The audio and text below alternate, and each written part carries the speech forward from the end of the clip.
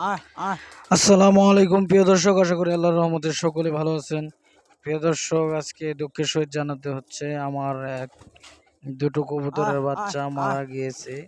তো কি কারণে মারা গিয়েছে সেই বিষয়টাই আজকে আপনাদের নিয়ে আলোচনা করব, যেন আপনাদের কবুতরের বাচ্চাগুলো না মারা যায়। তো কি ভুলটা হয়েছিল আমার, সেই ভুলটাই আজকে তুলে ধরবো। তো এই যে দেখতেছেন যে বারবার আমার হাতে চলে আসতেছে কবুতরটা, এই কবুতরের দুটো বাচ্চা মারা গেছে।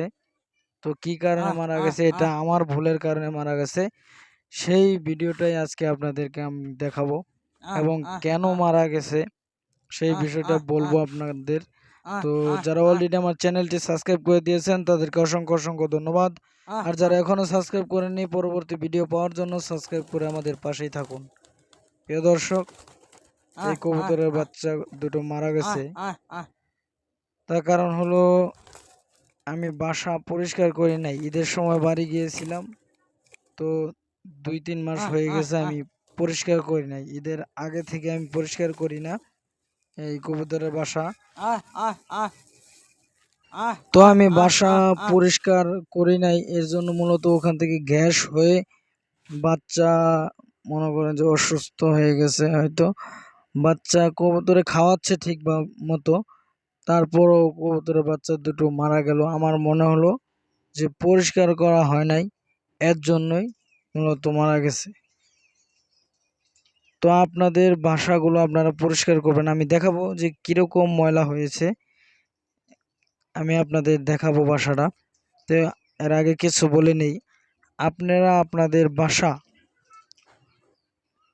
আপনাদের কবুতরের বাসা আপনারা সুন্দরভাবে পরিষ্কার করে রাখবেন। একবার বাচ্চা হয়ে গেল, বাচ্চা যখন বিক্রি করে ফেলবেন বা খেয়ে ফেলবেন বা বড় হয়ে যাবে, সাথে সাথে আপনারা কবুতরের বাসা পরিষ্কার করবেন।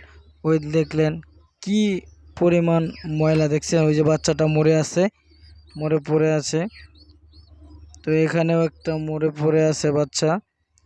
তো আমি দেখলাম যে ওই দুটো বাসায় ময়লা বেশি, তো আমার মনে হলো এর কারণেই মারা গেছে, বা ওই বেশি ময়লার কারণে ওই দেখেন বাচ্চারা মারা গেছে। আর কবুতরের বাচ্চার মাটা নিরীহভাবে বসে আছে। তাদের কষ্ট দেখে আমারই অনেক কষ্ট লাগছে। মূলত আমার ক্ষতি হয়ে গেল, আমার ভুলের কারণে আমারই ক্ষতি হইলো, আর কবুতরের বাচ্চাটাও মারা গেল। এখানেও একটা বাচ্চা, দেখছেন। প্রিয় দর্শক, আপনারা আপনাদের বাসা, কবুতরের বাসা পরিষ্কার করে রাখবেন। দেখেন দুজনে বাচ্চা হারিয়ে খুব নিঃস্ব হয়ে আছে, তারা দুজন চিন্তা করতেছে তাদের বাচ্চার জন্য। তো প্রিয় দর্শক, যারা এতক্ষণ আমাদের পাশে ছিলেন, আপনাদের অসংখ্য অসংখ্য ধন্যবাদ। সকলে ভালো থাকবেন, সুস্থ থাকবেন। খোদা হাফেজ।